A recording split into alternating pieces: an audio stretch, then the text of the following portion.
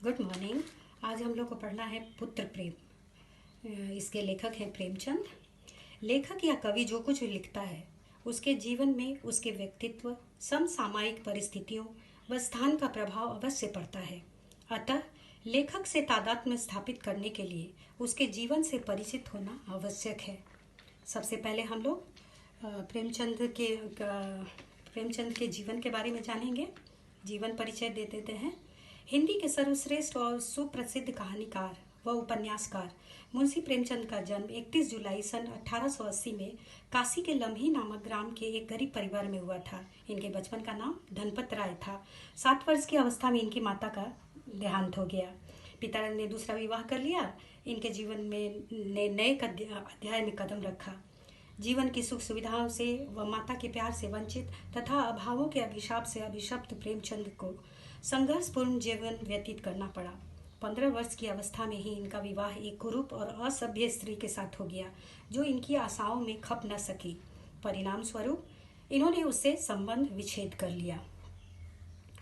विवाह के 1 वर्ष पश्चात ही पिता की मृत्यु हो जाने के कारण संपूर्ण परिवार का भार इनके कंधों पर आ पड़ा। इनके परिवार में वे माता और 2 सौतेले भाई थे। प्रेमचंद स्वभाव से ही परिश्रमी और मनस्वी थे, अतः उन्होंने कभी भी विपत्तियों के सामने घुटने नहीं टेके। गृहस्थी का बोझ उठाते हुए भी उन्होंने ये निकरेन प्रकारेण अपनी बीए की परीक्षा पास की। पहली पत्नी से संबंध विच्छेद हो गया, तलाक हो गया। बाद में उन्होंने शिवरानी नामक बाल विधवा के साथ दूसरा विवाह कर लिया। शिवरानी की भी साहित्य में रुचि थी, कहानी लेखन भी कर लेती थी, अतः वे उससे संतुष्ट थे। उन्होंने अध्यापक व डिप्टी इंस्पेक्टर के पद पर भी कार्य किया।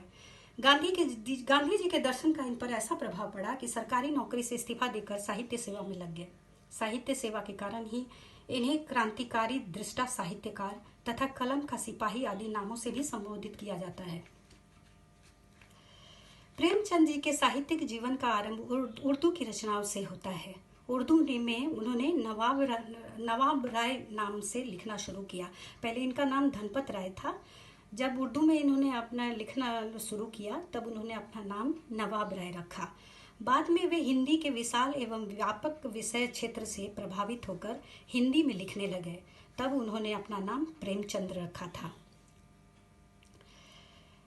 इन्होंने धन व यश की कामना से कभी भी साहित्य की रचना नहीं की। जनहित से प्रेरित होकर उन्होंने उपन्यास साहित्य का सृजन किया। सादगी और सरलता इनके व्यक्तित्व की प्रमुख विशेषता थी। यही विशेषता उनके उपन्यासों और कहानी के नायकों या पात्रों में दृष्टिगोचर होती है। जैसा उनका जो सीधा व सच्चा मन था, वैसा ही सरल उनका जीवन था। झोपड़ी से लेकर राजमहल तक जो कुछ भी प्रेमचंद के दृष्टिपथ में आया उनके साहित्य का विषय बन गया। वे दीन दुखियों के पक्षधर थे, कृषकों के मित्र थे, अन्याय के विरोधी थे तथा शोषण के शत्रु थे। असहाय नारी जाति की महिमा के जबरदस्त वकील तथा साहित्य के पुजारी थे। उनके लेखन में इन सब का प्रभाव परिलक्षित होता है। इनके समस्त साहित्य को काफ़ी प्रसिद्धि मिली। अब इनकी रचनाएं थोड़ा जान लें।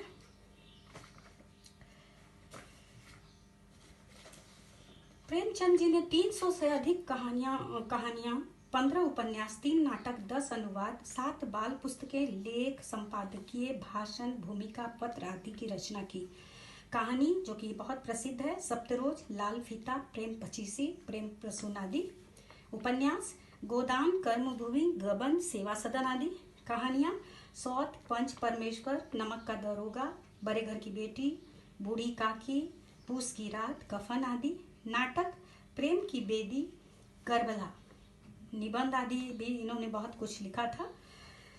और प्रेमचंद्र जी पहले उर्दू में लिखते थे, बाद में उन्होंने हिंदी को अपना विषय बनाया। अब इनकी भाषा शैली को जान ले। प्रेमचंद जी ने उर्दू में लिखना शुरू किया था, इसलिए उनकी अधिकांश रचनाओं की प्रतिलिपि उर्दू में ही थी।